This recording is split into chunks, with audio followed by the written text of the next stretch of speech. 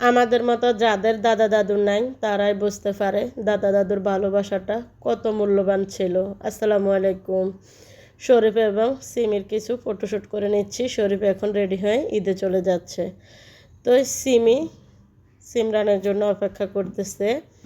তো শরীফ যেহেতু চলে যাচ্ছে, আমি এই সুযোগে কিছু সিমির ফটোশ্যুট করে নিচ্ছি। তো অবশেষে সিমরানও রেডি হয়ে চলে আসছে। তারা সবাই ঈদে যাবে। তো বরাবরের মতো আমি তাদের দুই বোনের জন্য একই ড্রেস কিনে থাকি।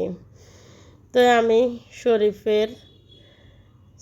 সিমরানের ফটোশ্যুট করার পর এখন সিমি হাসতেছে, খুবই এক্সাইটেড তারা ঈদে যাবে। আসলে তাদের আনন্দ দেখে আমার মনে হয় আমিও শৈশবে ফিরে যাই। শৈশবটা খুবই সুন্দর এবং আনন্দের ছিল। তো যাই হোক, তারা এখন ঈদে যাবে।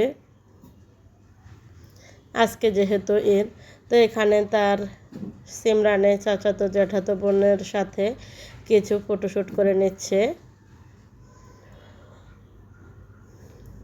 তো তারা সবাই মিলে এখন ঈদে যাবে। সবাই কিন্তু শহর থেকে এখন গ্রামে চলে আসছে। আর সিমরানের দাদুর বাড়ি একদম বর্ডার সাইড। তো এই কারণে কেউ সচরাচর বাড়িতে থাকে না, অনেকজনই শহরে থাকে। তো আমি বাড়ির মেয়েদের কিছু ফটোশ্যুট করে নিচ্ছি।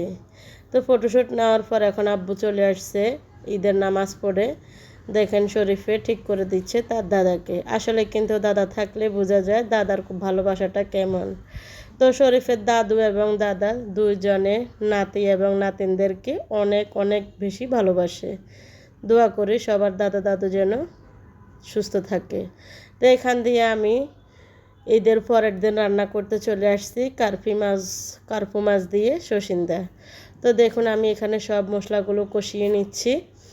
আজকে কিন্তু আমি কাঁচা মাছ দিয়ে সসিন্দা রান্না করব। এটা যেহেতু তরতাজা ছিল, তো মাছগুলো আগে কষিয়ে নিয়ে আমি তুলে নিব, তারপরে সসিন্দা কষিয়ে মাছগুলা ঢেলে দিব। মাটির চুলার রান্নাটা খুবই মজা। আমি বাড়িতে আসার পর মাটির চুলা রান্নাবান্না করে খাচ্ছি। আমার কাছে মাটির চুলা রান্নাবান্না খেতে অনেক বেশি ভালো লাগে। তো এখান দিয়ে আমার মাছ কষানো শেষ হয়ে গিয়েছে। এখন মাছগুলো আমি বাটিতে তুলে নিচ্ছি।